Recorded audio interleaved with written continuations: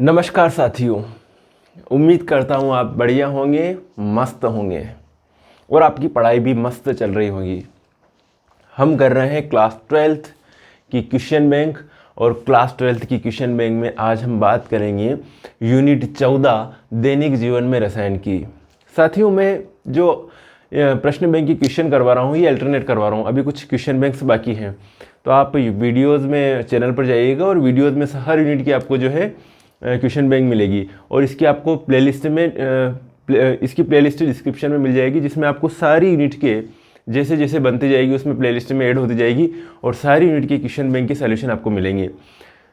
वस्तुनिष्ठ प्रश्न भी मिलेंगे और सारे जो क्वेश्चन आंसर पूछे जा रहे हैं जिस यूनिट में ब्लूप्रिंट के अकॉर्डिंग, वो सारी सामग्री आपको अवेलेबल मिलेगी। तो शुरुआत करते हैं आज दैनिक जीवन में रसायन। सबसे पहले हम पढ़ते हैं MCQs, बहुविकल्पी प्रश्न। तो दैनिक जीवन में रसायन में मतलब केमिस्ट्री इन एवरीडे लाइफ। हर दिन हमारा केमिस्ट्री के साथ कुछ न कुछ नाता होता है, कुछ न कुछ केमिस्ट्री का योगदान है। ठीक है, मेडिसिनल जो है केमिस्ट्री का योगदान है। तो निम्नलिखित एंटीबायोटिक में किस एंटीबायोटिक की खोज सर्वप्रथम हुई थी? तो भैया सर्वप्रथम किस एंटीबायोटिक की खोज हुई थी? सर्वप्रथम हुई थी पेनिसिलिन की, अलेक्जेंडर ने की थी और इसके लिए भाई साहब को नोबेल प्राइज भी मिला था। क्या मिला था? नोबेल प्राइज मिला था। दूसरा है क्वेश्चन, एंटीबायोटिक हैं, कौन है इसमें एंटीबायोटिक? पैरासीटामोल, प्रोकेन, जाइलोकेन या क्लोरोमाइसेटिन? तो इनमें जो एंटीबायोटिक दवाई है ये क्लोरोमाइसेटिन है। कौन सी दवाई है? क्लोरोमाइसेटिन एक एंटीबायोटिक दवाई है। एंटीपायरेटिक कौन सी है? तो एंटीपायरेटिक जो है आपके सामने एस्प्रिन है। कौन सी है? एंटीपायरेटिक। इनका हर एक का क्लासिफिकेशन आपको जो है टेबल वाइज पढ़ना चाहिए कि ये चीज़ें हैं और ये चीज़ें थ्योरी में पढ़ा दी है। थ्योरी में अपन जो है पढ़ने के बाद जो है अपना नॉलेज टेस्ट करने के लिए हम MCQs पढ़ते हैं। चलिए, सल्फाडाइजिन है एक। सल्फाडाइजिन कौन सी औषधि इनमें से सल्फाडाइजिन है? बताइए जल्दी से। सल्फाडाइजिन प्रति सूक्ष्म जैविक है, प्रति अम्ल है या ज्वरनाशी होती है या निंद्राकारी होती है? तो सल्फाडाइजिन एक प्रति सूक्ष्म जैविक औषधि होती है। डिटॉल है एक। डिटॉल को क्या कहते हैं? पूर्तिरोधी कहते हैं, सम्मोहक कहते हैं, पीड़ाहारी कहते हैं या निश्चेतक कहते हैं? पूर्तिरोधी को, सॉरी डिटॉल को। डिटॉल है एक। डिटॉल क्या है? एक पूर्तिरोधी है, सम्मोहक है, पीड़ाहारी है या निश्चेतक है? तो ये जो है डेटॉल जो है एक पूर्तिरोधी है। क्या है ये? पूर्तिरोधी है। डेटॉल एक पूर्तिरोधी है। मलेरिया अवरोधक है। मलेरिया अवरोधक है डिटॉल, फेनेसिटोन, कोकेन या क्लोरोक्विन? तो मलेरिया के लिए अवरोधक है। कौन अवरोधक है? क्लोरोक्विन। क्लोरोक्विन को यूज़ किया जाता है मलेरिया के लिए। मलेरिया के लिए क्लोरोक्विन को यूज़ किया जाता है। देन नेक्स्ट आपके सामने हाजिर है पूर्तिरोधी है। इनमें से कौन सी पूर्तिरोधी दवाई है? तो इनमें से पूर्तिरोधी जो है वो टिंचर आयोडीन है। किसको कहेंगे अपन? टिंचर आयोडीन को अपन पूर्तिरोधी कहेंगे। एंटी फर्टिलिटी ड्रग है। एंटी फर्टिलिटी जो गर्भ निरोधक गोलियां आती हैं, एंटी फर्टिलिटी ड्रग्स। तो मेस्ट्रानॉल है, पेनिसिलिन है, क्रोसिन है या प्रोकेन है? तो मेस्ट्रानॉल जो है ये एंटी फर्टिलिटी ड्रग है। ठीक है, गर्भ निरोधक गोलियों के रूप में जो कंटेंट रहता है ये वाला कंटेंट रहता है। तो कोई ना कोई टेबलेट, तो सारी टेबलेट्स है लेकिन उनके अंदर कंटेंट क्या है उसके आधार पर वो टेबलेट जो है काम करेगी। चलिए, निम्नलिखित में से किस औषधि की खोज अलेक्जेंडर फ्लेमिंग ने की थी? अभी आया था, अभी बताया मैंने भाई साहब, पेनिसिलिन की खोज जो है अलेक्जेंडर फ्लेमिंग ने की थी। ठीक है, किसकी खोज की थी? अलेक्जेंडर फ्लेमिंग ने पेनिसिलिन की। और ये पहला एंटीबायोटिक है। ठीक है, क्या है ये? एक पेनिसिलिन क्या है? एक एंटीबायोटिक ड्रग्स है, दवाई है। चलिए,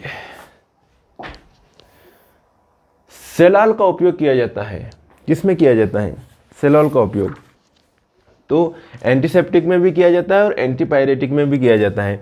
दोनों में इसका उपयोग किया जाता है, इन दोनों में किया जाता है। तो सही कौन सा होगा? ये वाला, स वाला सही होगा। और वो दोनों में। अब आपके सामने हाजिर है क्वेश्चन अगला, रिक्त स्थानों की पूर्ति कीजिए। ऐसा पदार्थ जो अमाशय की अम्लता को कम करता है, अमाशय की अम्लता को कम करता है, उसके लिए क्या लिया जाता है? उसके लिए लिया जाता है एंटासिड्स लिया जाता है। जैसे रेनिटिडिन है, ऐसी टेबलेट ली जाती है जो अमाशय की अम्लता को क्या करे, कम करे। तो उसके लिए जो जिनका जो पीएच मान ज़्यादा होता है वो वाली ड्रग्स ली जाती है। एसिडिटी हो रही, आपका जो पीएच है, एसिडिटी हो रही मतलब पीएच जो है, पीएच कहाँ से होता है, 0 से 14 तक होता है। तो मतलब 7 से इधर चल रहा है, मतलब आपकी एसिडिटी बन रही है। तो कोई ऐसी ड्रग ली जाए जिनका पीएच 7 से ज़्यादा हो, 10, 11, 12 हो, तो वो क्या होगा, इस एसिडिटी को कम कर लेगा, न्यूट्रलाइजेशन करेगा। तो यहाँ पर लिखेंगे एंटा एसिड्स लेंगे। क्या लेंगे, एंटा एसिड्स। आयोडीन एक प्रबल है, क्या है, आयोडीन एक एंटीसेप्टिक है। क्या है, एंटीसेप्टिक है। आयोडीन एक एंटीसेप्टिक है। शरीर का ताप कम करने वाली औषधियाँ कहलाती हैं। जो शरीर का ताप कम करती, बुखार आ रहा है भैया, अभी इसको इंजेक्शन नहीं लगाएंगे, है ना, अभी थोड़ी देर बाद बॉटल चढ़ाएंगे, तो वो औषधियाँ क्या कहलाती, ज्वरनाशी। ज्वर मतलब ताप ज़्यादा बढ़ रहा है, शरीर का टेम्परेचर बढ़ रहा है, तो ऐसी औषधियों को हम कहेंगे ज्वरनाशी। क्या कहेंगे हम, ज्वरनाशी। टेम्परेचर को कम करने वाली औषधियाँ, शरीर का ताप कम करने वाली औषधियाँ क्या कहलाती है, ज्वरनाशी। हर एक की डेफिनेशन से मिलेगी आपको, आपके जो नोट्स होंगे, आपकी जो बुक्स होगी उसमें। शल्य क्रिया के उपकरणों को साफ करने के लिए, कोई ऑपरेशन कर रहे हैं उसके लिए उपकरणों को साफ करने के लिए एक कोई केमिकल यूज़ किया जाएगा जिससे बैक्टीरिया वगैरह हट जाए उससे सारे, तो उसको कहते हैं, क्या कहते हैं, जीवाणुनाशी। रासायनिक द्रव्य को क्या कहते हैं, जीवाणुनाशी कहते हैं। क्या कहते हैं बेटा जी, जीवाणुनाशी कहते हैं। एक ही मलेरिया रोधी औषधि होती है, अभी बताया था मलेरिया रोधी कौन सी है, मलेरिया रोधी क्लोरोक्विनोन, है ना, अभी आया था ये मलेरिया रोधी औषधि है क्लोरोक्विन। और कोरोना के टाइम पे भी इसकी बहुत ज़्यादा डिमांड हो गई थी क्लोरोक्विन की, कि कह रहे थे कि इससे भी कोरोना में जो है वायरस को जो ख़त्म करने में हेल्प मिल रही है। चलिए, तो ये हो गया आपके लिए fill in the blank. Screenshot लीजिए बेटा जी, बढ़े आगे। जोड़ी मिलाइए। चलिए, सबसे पहले आपके सामने हाजिर है जोड़ी मिलाने में पेनिसिलिन। पेनिसिलिन के लिए कौन सा वाला सही होगा, पेनिसिलिन क्या है भैया, प्रथम एंटीबायोटिक है। पेनिसिलिन प्रथम एंटीबायोटिक है। एस्प्रिन क्या है, एस्प्रिन एक एनाल्जेसिक है। एस्प्रिन एनाल्जेसिक है। प्रोमेथाजिन क्या है, प्रोमेथाजिन एंटीहिस्टामिन ड्रग्स है, तो ये एंटीहिस्टामिन ड्रग्स है। फिर एमिटेल क्या है, एमिटेल एक प्रशांतक औषधि है। कौन सी औषधि है, एक प्रशांतक औषधि है। और सल्फापिरिडिन, ये सल्फा ड्रग्स होती है। ई छूट गया अपना यहाँ पर। तो ये हो गई जोड़ियाँ। आगे बढ़े, चलिए, 1 वर्ड क्वेश्चन दे रखे आपके। एक गर्भ निरोधक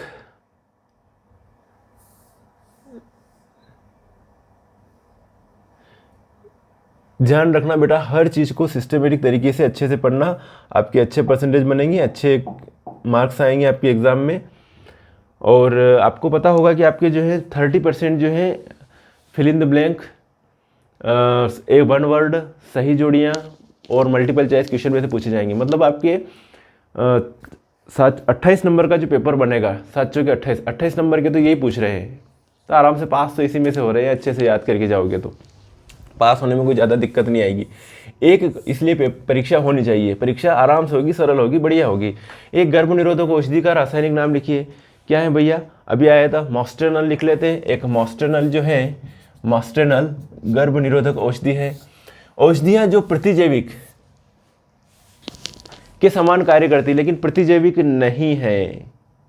तो सल्फा ड्रग जो होती है वो प्रतिजैविक के समान कार्य करती है लेकिन प्रतिजैविक नहीं होती बेटा। रसायन जो तंत्रिका तंत्र को प्रभावित करते हैं उसको क्या कहते हैं, प्रशांतक। जो रसायन होते हैं प्रशांतक के रूप में यूज़ किए जाते हैं, प्रशांतक। क्या लिखेंगे यहाँ पर, प्रशांतक लिखेंगे। घावों पर सूक्ष्म जीवाणुओं की वृद्धि को रोकने के लिए प्रयुक्त रासायनिक पदार्थ कहलाते हैं, उनको कहते हैं पूर्तिरोधी। क्या कहते हैं, पूर्तिरोधी कहते हैं, यही लिखा हुआ है। सूक्ष्म जीवों की वृद्धि रोकने वाले रासायनिक पदार्थों को कहते हैं, सूक्ष्म जीवों की वृद्धि रोक लेते हैं, ठीक है, उनकी वृद्धि रोकने वाले पदार्थों को कहते हैं, सूक्ष्म जीवों की वृद्धि रोकने वाले रासायनिक पदार्थों को कहा जाता है प्रतिजैविक।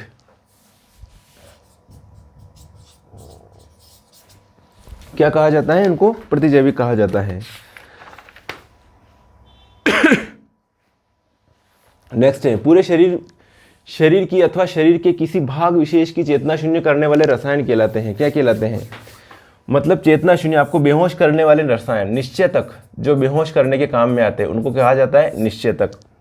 शरीर का दर्द, शरीर के दर्द को कम करने हेतु प्रयुक्त रसायन जो कहलाते हैं पीड़ाहारी। दर्द कम कर रहे हैं मतलब आपकी पीड़ा को कम कर रहे हैं, तो यहाँ पर लिखूँ मैं पीड़ाहारी। नेक्स्ट है ज्वर में शरीर का ताप कम करने हेतु प्रयुक्त रसायन, ज्वरनाशी। उसको क्या कहेंगे आप? ज्वरनाशी।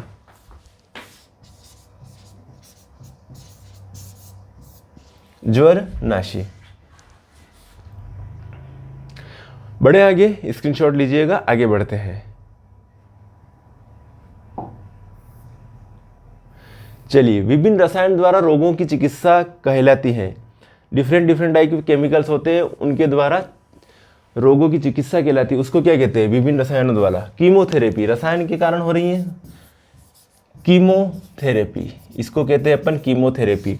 रसायन जो हानिकारक जीवाणुओं की वृद्धि रोकते हैं या उन्हें नष्ट करते हैं तो उन्हें कहते हैं अपन प्रतिरोधी। क्या कहते हैं? प्रतिरोधी। अब भैया आपके जो है 2 नंबर के क्वेश्चन भी बनेंगे इस यूनिट में। ये यूनिट आज जो है आपके 5 नंबर कंप्लीट होने जा रहे हैं। अच्छे से पढ़ लो, अच्छे से याद कर लो, आपके 5 नंबर कंप्लीट है, 5 मार्क्स कंप्लीट है बेटा जी। ठीक है, तो आगे पढ़ते हैं अपन। ये जो ये क्वेश्चन है ना, ये दे रखे हैं, किस वर्गीकरण के आधार पर वक्तव्य रेनिटिन प्रतिअम्ल दिया गया है? रोगाणुनाशी किसे कहते हैं? प्रतिजैविक को उदाहरण से समझाइए। दर्दनाशी को उदाहरण से समझाइए। प्रतिरोधी किसे कहते हैं? Anti fertility drugs, anti acid sulfa drugs क्या है? प्रशांतक क्या है? प्रतिशमक क्या है? डॉक्टर से परामर्श के लिए बिना दवाई नहीं लेनी चाहिए, क्यों? प्रति अम्ल एवं प्रति एलर्जी औषधि हिस्टामिन के कार्य में बाधा डालती है, परंतु एक दूसरे के कार्य में बाधक क्यों नहीं होती? क्या फिनाल उपयोग प्रतिरोधी तथा जीवाणुनाशी के रूप में किया जा सकता है? इन सभी के आंसर चलो हाजिर है आपके सामने। सबसे पहले प्रति अम्ल किसे कहते हैं? तो हिस्टामिन, सिमेटिडिन और ये है रेनिटिडिन, इनको कहा जाता है प्रति अम्ल।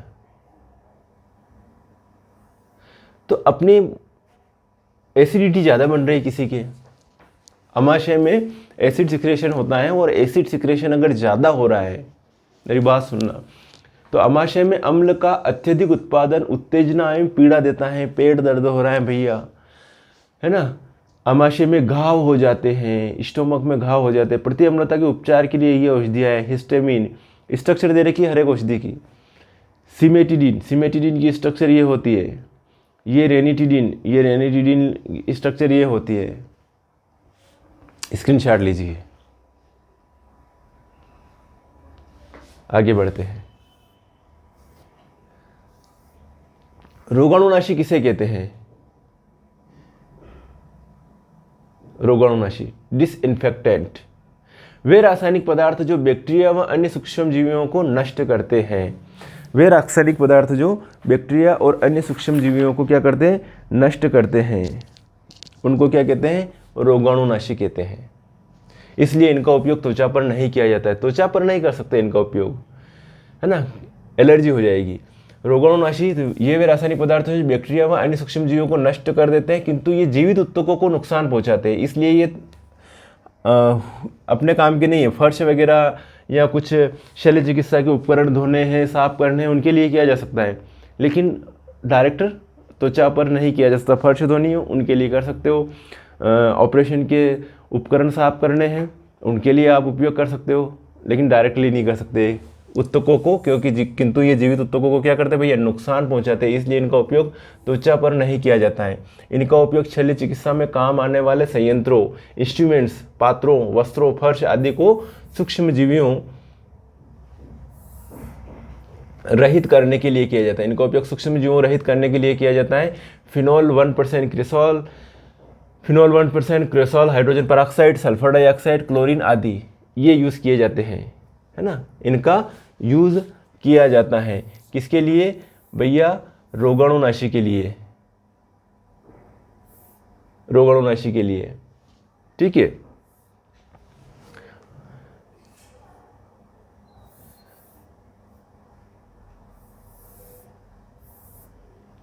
बाकी आंसर आपका यहाँ पे बैठा हुआ है, ठीक है, उसका ही स्क्रीनशॉट ले लीजिएगा। आगे बढ़े। अब है आपके सामने एंटीबायोटिक क्या है। Very good question. एंटीबायोटिक किसे कहते हैं? पेनिसिलिन एक पहला एंटीबायोटिक है जिसके लिए अलेक्जेंडर को नोबेल प्राइज मिला था। क्या मिला था बेटा? नोबेल प्राइज मिला था। तो ऐसे रासायनिक पदार्थ जो सूक्ष्म जीवियों द्वारा उत्पन्न होते हैं और किसी अन्य सूक्ष्म जीवाणु को नष्ट कर सकते हो, जो किसी सूक्ष्म जीव द्वारा ही पैदा हुए हैं और किसी दूसरे सूक्ष्म जीव को नष्ट करने के काम में आ रहे हैं, उन्हें कहा एंटीबायोटिक। एंटीबायोटिक कहलाते हैं। इनका उपयोग अनेक संक्रामक रोगों के इलाज में किया जाता है। सबसे पहला एंटीबायोटिक पेनिसिलिन था जिसकी खोज अलेक्जेंडर साहब ने की थी। इसके लिए 1945 में उन्हें क्या मिला था? नोबेल पुरस्कार से सम्मानित किया गया। पेनिसिलिन के बाद अनेक प्रभावशाली एंटीबायोटिकों की खोज होती गई वापस बाद में, जो विभिन्न प्रकार के सूक्ष्म जीवों को नष्ट करते हैं। इन्हें ब्रॉड स्पेक्ट्रम एंटीबायोटिक कहते हैं क्योंकि अनेक प्रकार के प्रभावशाली सूक्ष्म जीवों को नष्ट कर देते हैं। तो पेनिसिलिन एक एंटीबायोटिक है। एंटीबायोटिक की डेफिनेशन हो गई है। चलिए आगे बढ़ते हैं। दर्द निवारक किसे कहते हैं? जो दर्द को कम करे, जो पीड़ा को कम करे, वो क्या है? दर्द निवारक है। दर्द निवारक या पीड़ाहारी, कोई दिक्कत नहीं, इसको पीड़ाहारी भी कह दो। तो ये वे रासायनिक पदार्थ जो शरीर के किसी भाग में होने वाले दर्द को धीरे धीरे कम समाप्त कर देते हैं।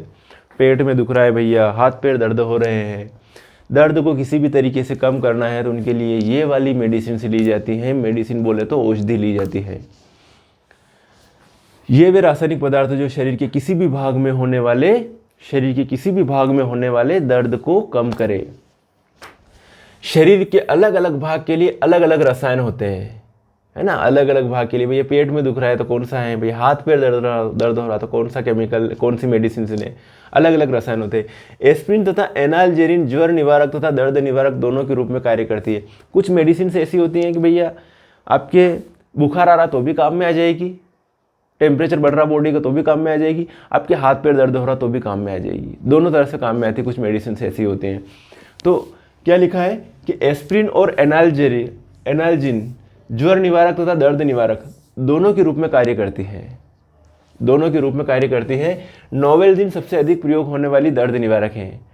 और नोवेल्जिन की संरचना ये दे रखी है, ये नोवेल्जिन की संरचना है, ठीक है। नोवेल्जिन की संरचना ये दे रखी है। संरचना बनाना कुछ नहीं है, ये C डबल बॉन्ड O, ये N, यहाँ पर लगा रखा CH3, यहाँ पर CH2, SO3, NH, यहाँ पर डबल बॉन्ड CCH3 और यहाँ पर ये N, यहाँ पर लिखा C6H5, ये N और ये CH3। ये भैया नोवेल्जिन की संरचना हो गई। याद रखना पड़ेगी आपको स्ट्रक्चर्स। नोवेल्जिन की स्ट्रक्चर हो गई है। यहाँ पर ये जो है इस तरीके से कुछ दे रहा है, अपना लोन पेयर दे रहा है। चलो आगे बढ़े। ये एस्प्रिन की संरचना है भैया, ये नोवेल्जिन की संरचना हो गई। लीजिए स्क्रीनशॉट, बढ़े आगे। देखो कुछ अन्य दर्द निवारक के लिए कुछ नशा भी करते हैं भैया। अफीम का नशा करते हैं। जो अफीम से रिलेटेड औषधियाँ रहती है ना, उनको कहते हैं नारकोटिक औषधियाँ। नारकोटिक्स डिपार्टमेंट अलग ही होता है और उनका भी बहुत सारे लोग नशे के लिए यूज़ करने लगते हैं, तो आदत पड़ जाती है। वो उस टाइप की औषधि नहीं लेनी चाहिए। तो कुछ अन्य दर्द निवारक जैसे फेनिलब्यूटाजोन, बुफ्रेन, मेप्रोक्सेन आदि, ये सभी दवाइयाँ नारकोटिक नहीं है, ठीक है। ये इसके अतिरिक्त तो कुछ नारकोटिक्स भी दवाइयाँ होती हैं, जैसे मार्फिन है, कोडीन है, अफीम से बनती है, हेरोइन है, LSD आदि का प्रयोग दर्द निवारक के रूप में किया जाता है। ये रासायनिक रूप से एक दूसरे से संबंधित एल्कोलॉइड हैं। इन सभी को क्या कहते हैं? एल्कोलॉइड। अफीम से जो रिलेटेड दवाइयाँ होती हैं उनको क्या कहते हैं? एल्कोलॉइड। परंतु ये अत्यंत हानिकारक हैं। ये मनुष्य के किसको प्रभावित करेगी? नर्वस सिस्टम को। और नर्वस सिस्टम को अफेक्ट करेगी तो धीरे धीरे इनकी नशे लेने की आदत बन जाती है और ये बहुत घातक होती है। बढ़े आगे। चलिए, बहुत सिंपल वाला चैप्टर उठाया आज मैंने, ताकि आप आराम से पढ़ पाओ, आराम से समझ पाओ। अब है आपके सामने पूर्तिरोधी। पूर्तिरोधी किसे कहते हैं? एंटीसेप्टिक किसे कहते हैं? एंटीसेप्टिक क्रीम बोरोलेन, है ना, एंटीसेप्टिक क्रीम बोरोलेन। एंटीसेप्टिक ये हानिकारक बैक्टीरिया को नष्ट करती है अथवा उनकी वृद्धि या गुणन को रोकते हैं, पूर्तिरोधी कहलाते हैं, एंटीसेप्टिक कहलाते हैं। हिंदी नाम कितना अटपटा है, पूर्तिरोधी, अंग्रेजी में अच्छा लगता है एंटीसेप्टिक। एंटीसेप्टिक तो क्या कर रहा है? एंटीसेप्टिक का काम क्या है? ये हानिकारक बैक्टीरिया जो जीवाणु है उनको नष्ट कर देता है और उनकी ग्रोथ को रोक देता है, नष्ट भी करता है और उनकी ग्रोथ को रोकता भी है। क्या कहते हैं उनको? पूर्तिरोधी कहते हैं। ये जीवित ऊतक को कोई नुकसान नहीं पहुंचाते हैं, तो अपनी स्किन के ऊपर भी लगा सकते हैं, स्किन के ऊपर भी बोरोप्लस वगैरह जो लगाते हैं ना, स्किन के ऊपर भी लगाते हैं। तो ये जीवित ऊतकों को नुकसान नहीं पहुंचाते हैं, तो ह्यूमन बॉडी की स्किन पर भी लगाए जा सकते हैं। इनके कुछ सामान्य उदाहरण जैसे डेटॉल, क्लोरोऑक्सिलिनॉल और टर्पिनियोल से बना होता है।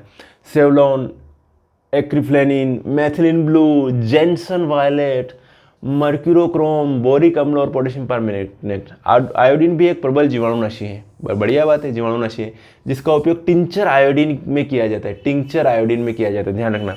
आयोडीन भी एक प्रबल जीवाणुनाशी है जिसका उपयोग टिंचर आयोडीन में किया जाता है।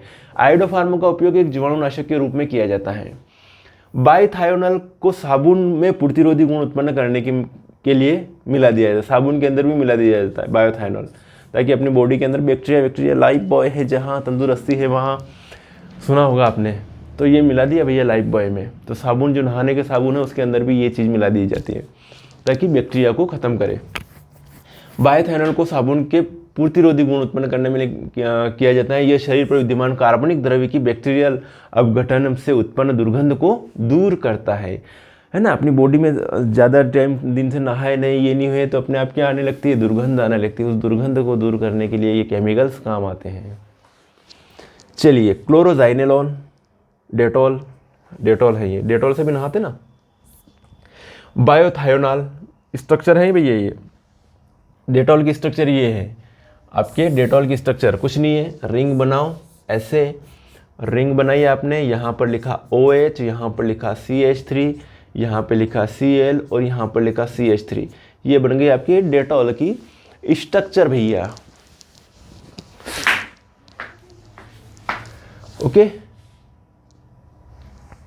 आगे बढ़े, स्क्रीनशॉट लेते जाइएगा। यही आपको नोट्स बनाते जाना है, और एक बार अगर लिख लोगे तो आपको एग्जाम में कोई दिक्कत नहीं आएगी। एग्जाम में आप मजे से पढ़ोगे, मस्त तरीके से पढ़ोगे, ठीक है। कॉन्फिडेंट रहेगा, आप एग्जाम हॉल में घुसोगे उस टाइम पे, अच्छा ये चीज़ें याद करनी थी, कर लेंगे, कोई दिक्कत नहीं है। एंटाएसिड्स, है ना, एंटाएसिड के बारे में हमने बात करी थी कि क्या होते हैं एंटाएसिड्स। एसिडिटी को कम करने वाले केमिकल्स हैं एंटाएसिड्स, ठीक है, एसिडिटी को कम करने वाले केमिकल एंटाएसिड्स, जो पदार्थ आमाशय की क्या करते हैं? अम्लता को कम करते हैं। पेट में हाइड्रोक्लोरिक अम्ल HCl सिक्रेशन होता है, कहाँ पर? स्टोमक में, खाने को पचाने के लिए HCl का सिक्रेशन होता है, अम्ल का सिक्रेशन होता है। उसकी अगर अधिकता हो रही है तो पेट में दर्द होगा, जी घबराएगा, ये सारी प्रोसेस होती हैं। तो पेट में हाइड्रोक्लोरिक अम्ल HCl को अधिकता में उत्पादन अम्लता उत्पन्न करता है। वे दवाइयाँ जो पेट से अम्ल के आधिक्य को पृथक कर pH उपयुक्त स्तर तक लाने के लिए प्रयुक्त की जाती है। मैंने बताया था ना आपको, pH जो है 0 से लेकर कहाँ तक होता है? 14 तक होता है। 7 pH क्या है? न्यूट्रल है। अब आपकी एसिडिटी बन रही है तो आपके पेट के अंदर 4-5 pH बन रहा है, दिक्कत आ रही है, तो इसके लिए ऐसी ड्रग ली जाती है जिसके 8, 9, 10 pH हो। तो ये जो pH वाली ज़्यादा हाईली बेसिक औषधि नहीं ली जाती है, नहीं तो और दिक्कत आ जाएगी, ले नहीं पाएंगे, छाले हो जाएगी। तो ऐसे pH वाली ली जाती, तो इसको, इस pH को क्या है? न्यूट्रलाइज कर दे, अपने पेट के pH को क्या कर दे? न्यूट्रलाइज कर दे, ऐसी औषधि ली जाती है। हाइपर एसिडिटी के इलाज के लिए क्या लिया जाता है? Calcium carbonate, sodium bicarbonate, magnesium hydroxide, ये दवाइयाँ इसमें भी काम आई थी भैया। कोरोना ट्रीटमेंट में एसिडिटी बहुत बन रही थी लोगों की, तो calcium carbonate, sodium bicarbonate, magnesium hydroxide अथवा एल्यूमिनियम हाइड्रोक्साइड का प्रयोग टेबलेट अथवा झिल्ली घोल के रूप में किया जाता है। यह ज्ञात होने पर कि पेप्सिन और हाइड्रोक्लोरिक अम्ल का उत्पन्न होना हिस्टेमाइन द्वारा उत्प्रेरित होता है। किसके द्वारा? हिस्टेमाइन द्वारा। अनेक दवाइयों की खोज की गई। सिमेटिडीन, रेनिटिडीन प्रमुख एंटासिड्स है। रेनिटिडीन भी बहुत ली थी लोगों ने उस टाइम पर, कोरोना की दवाई के रूप में जो है पैकेज आ रहा था उसमें रेनिटिडीन ली जा रही थी, क्योंकि एसिडिटी को कम करने के लिए यूज़ की जा रही थी। बाकी जो भी दवाई है लो डॉक्टर की सलाह मशवरा से लेनी चाहिए, अपनी मर्जी से नहीं लेनी चाहिए ना, इतना ज़्यादा होशियार नहीं बनना चाहिए। एंटी हिस्टामिन का प्रयोग अम्लता रोकने के लिए किया जाता है, के लिए नहीं किया जा सकता, क्योंकि एंटी हिस्टामिन और एंटासिड अलग अलग रिसेप्टर का कार्य करती है। दोनों का काम अलग अलग होता है, एंटी हिस्टामिन और एंटासिड्स का। बेटा स्क्रीनशॉट लीजिए, आगे बढ़े। बढ़िया, मज़ा आ रहा है? शेयर कीजिएगा अपने साथियों को, अपने दोस्तों का, सबका भला। जैसे मैं आपका भला कर रहा हूँ वैसे आपको भी किसी का भला करना है ना। भला करते रहो, आपका भी भला होता जाएगा। ज़्यादा टेंशन लेने की ज़रूरत नहीं है। कभी जीवन में ऐसी कंपटीशन रखो, कोई बात नहीं पढ़ाई के लिए, लेकिन भलाई हमेशा करते रहो, है ना। जब हम किसी दूसरे की भलाई करते हैं तो अपनी भलाई तो अपने आप ही हो जाती है, कोई सोचने की ज़रूरत नहीं है। एंटी फर्टिलिटी ड्रग्स, उर्वरता रोधी दवाई। तो ये जो दवाइयाँ, ये बार बार एग्जाम्पल आ रहा था, अभी मैंने MCQs पढ़ाया था। तो एंटी फर्टिलिटी ड्रग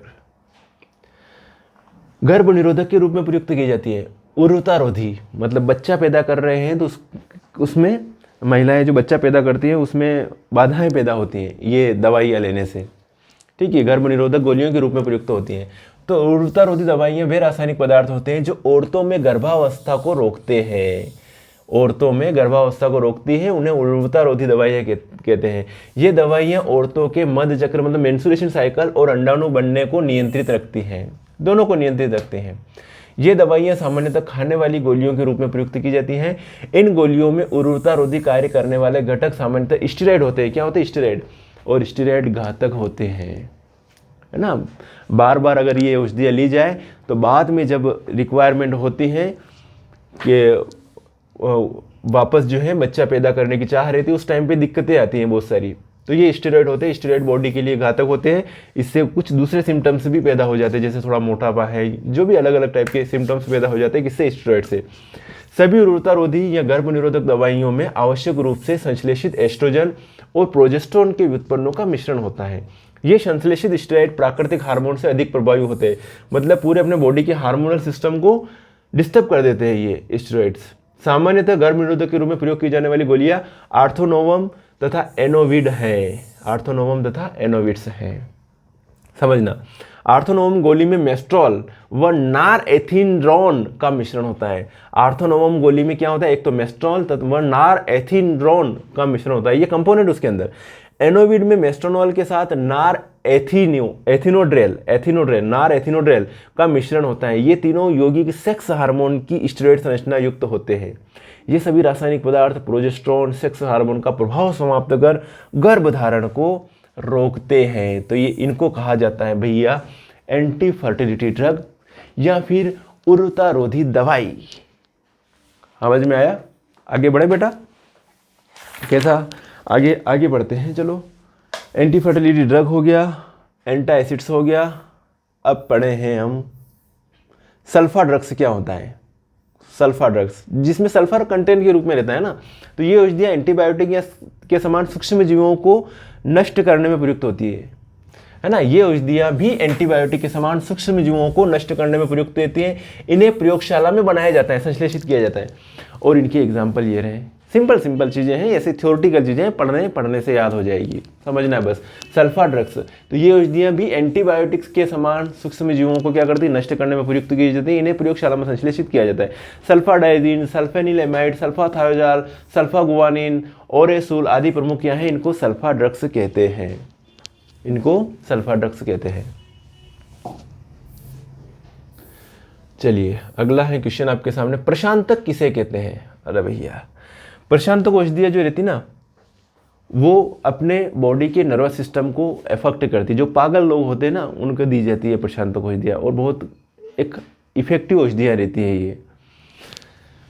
प्रशांतक रासायनिक यौगिक का वह वर्ग है जिसका उपयोग तनाव व छोटी से बड़ी मानसिक बीमारियों में, पागल हो जाते ना उनके लिए की जाती है, मानसिक बीमारियों के यूज में की जाती है प्रशांतक औषधियों का उपयोग। तनाव नहीं लेना, नहीं तो ये प्रशांतक मेडिसिन से लेनी पड़ेगी, है ना।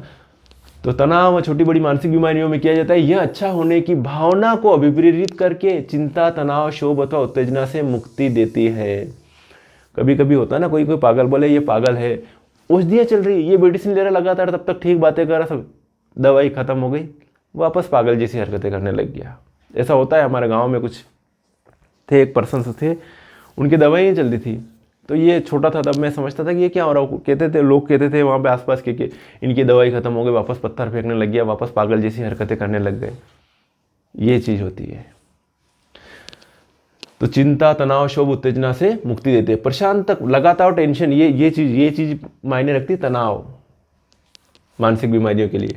प्रशांतक विभिन्न प्रकार के होते हैं, ये अलग अलग क्रियाविधियों में कार्य करते हैं। जैसे नार एड्रिनलिन एक तंत्रिका संचारक है जो मनोदशा परिवर्तन में भूमिका निभाती है।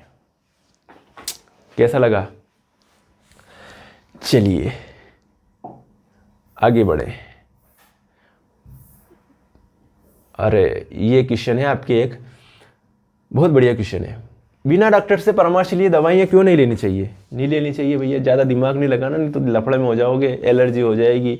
उसके साथ में कौन सा कॉम्बिनेशन है, किस दवाई के साथ में कौन सी टेबलेट साथ में देनी है, क्या ये अकेली टेबलेट काम करेगी कि नहीं करेगी, इसके साथ में एंटीबायोटिक कौन सी दूँ, हर एक का ऐसा नहीं कि ये एंटीबायोटिक है, एक गोली के लिए अपनों ने एंटीबायोटिक ली कि इसके साथ में ये एंटीबायोटिक चलेगी। वो एंटीबायोटिक हर जगह काम नहीं करती है, हर एंटीबायोटिक का रोल अलग अलग होता है कि ये एंटीबायोटिक इसके साथ में। इसलिए कम जानकारियाँ झोला छाप पे इतना ज़्यादा बिलीव भी नहीं करना चाहिए, विश्वास भी नहीं करना चाहिए। एक मोटे मोटे तौर पर सामान्य तरीके से लोग विश्वास करते हैं, लेकिन इतना नहीं करना चाहिए अंधे होके कुछ भी दे रहे हैं, कुछ भी खा रहे हैं, है ना। डॉक्टर की सलाह अवश्य लेनी चाहिए।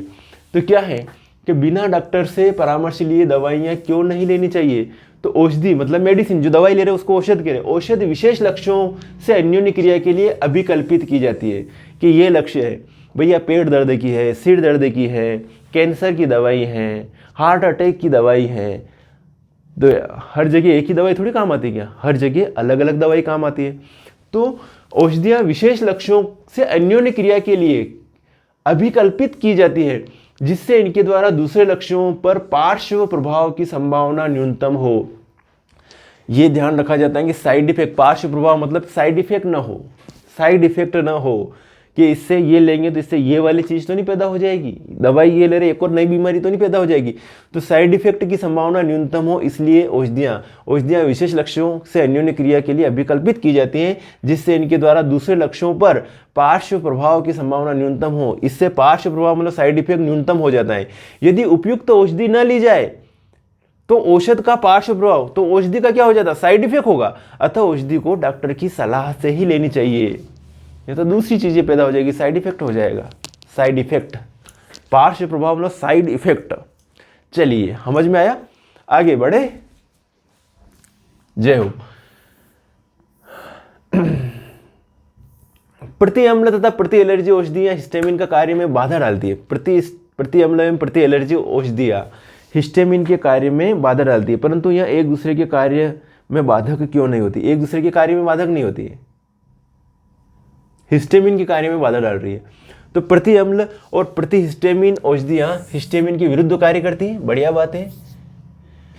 सिमेटिडिन जैसे प्रति अम्ल आमाशय की दीवार में स्थित ग्राही के साथ हिस्टामिन की अन्योन्य क्रिया रोकने के लिए औषध सिमेटिडिन कार्य करती हैं, है ना। कौन सी औषधि, उसके अंदर जो कंटेंट रहता है सिमेटिडिन जो कार्य करती है। प्रति अम्ल प्रति हिस्टामिन दोनों विभिन्न ग्राही के रूप में कार्य करते हैं, इसलिए ये चीज होती है ना। क्या लिखा? प्रति अम्ल और प्रति हिस्टामिन औषधियां हिस्टामिन के विरुद्ध कार्य करती है। सिमेटिडिन जैसे प्रति अम्ल जो होते हैं आमाशय की दीवार में स्थित ग्राही के साथ हिस्टामिन की अन्योन्य क्रिया रोकने के लिए औषध सिमेटिडिन कार्य करते हैं। तो प्रति अम्ल और प्रति हिस्टामिन दोनों विभिन्न ग्राही के रूप में, अलग अलग ग्राही के रूप में कार्य करते हैं।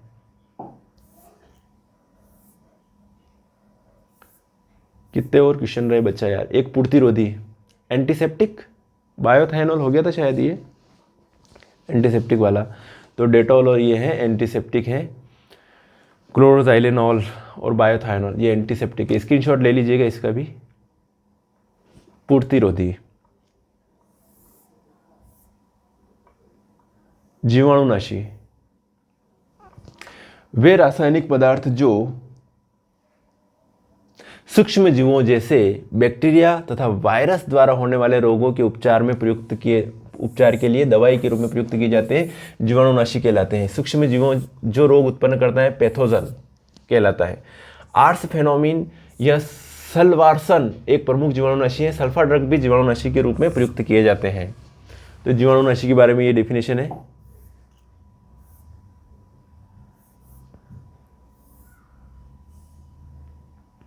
एक क्वेश्चन लास्ट बचा है इसका, आज के इस लेक्चर का, स्क्रीनशॉट लीजिए बेटा। चलिए, तो पूर्तिरोधी तथा संक्रमणहारी किस प्रकार से भिन्न है, प्रत्येक का एक एक उदाहरण दीजिए। एक दूसरे से भिन्न क्यों है? पूर्तिरोधी तथा विसंक्रामी ऐसे रसायन होते हैं जो या तो सूक्ष्म जीवों को विनाश करते हैं या उनकी वृद्धि को रोकते हैं। बढ़िया बात है। पूर्तिरोधी का सजीव ऊतकों जैसे घाव या रोगग्रस्त त्वचा की सतह पर लगाया जाता है। प्यूरासिन आदि इनके उदाहरण है। किसके? पूर्तिरोधी के। इन्हें प्रतिजीवाणुओं की तरह खाया नहीं जाता है। विसंक्रामियों का प्रयोग निर्जीव वस्तुओं जैसे फर्श, नलियों और यंत्र इत्यादि में किया जाता है ना। संक्रमणहारी किस प्रकार एक दूसरे, तो ये विसंक्रामी या संक्रमणहारी एक ही बात है। इनका निर्जीव वस्तुओं को के लिए किया जाता है, इनका सजीव वस्तुओं के लिए किया जाता है। ये है, इन्हें प्रतिजीवाणुओं की तरह खाया नहीं जाता है। विसंक्रामियों का प्रयोग निर्जीव वस्तुओं, विसंक्रामियों के लिए बात चल रही है ना, या संक्रमणहारी के लिए। विसंक्रामियों का प्रयोग निर्जीव वस्तुओं जैसे फर्श, नालियों और यंत्रों इत्यादि पर किया जाता है। सांद्रता परिवर्तन से वही पदार्थ पूर्तिरोधी अथवा विसंक्रामी का कार्य कर सकता है। फिनॉल का 0.2% विलयन पूर्तिरोधी होता है, जबकि इसका 1% विलयन विसंक्रामी हो गया, नुकसानदायक होगा। तो ये चीज़ें हैं। तो आपके आज जो है चैप्टर 16 जो है फिनिश है, दैनिक जीवन में रसायन। मेरी बात समझे आप? 5 नंबर आपके आज कंप्लीट हो गए। तो अब मैंने अपना काम कर लिया है। अब आपको अपना काम ये करना है कि आप जिस स्कूल में जिस क्लास में पढ़ते हो उस ग्रुप में, पूरे ग्रुप में इस वीडियो को शेयर कीजिएगा ज़्यादा से ज़्यादा, है ना। बस इतना ज़्यादा काम नहीं करना। आप जिस क्लास में पढ़ते हो उस क्लास के सभी बच्चों को आप ग्रुप बना रखा होगा क्लास का, उस ग्रुप में आपको इस वीडियो को सेंड करना है ताकि सभी बच्चे अच्छे से पढ़ पाए, समझ पाए। ओके, मिलेंगे फिर नेक्स्ट वीडियो में नेक्स्ट यूनिट के साथ। तब तक के लिए ओके बाय।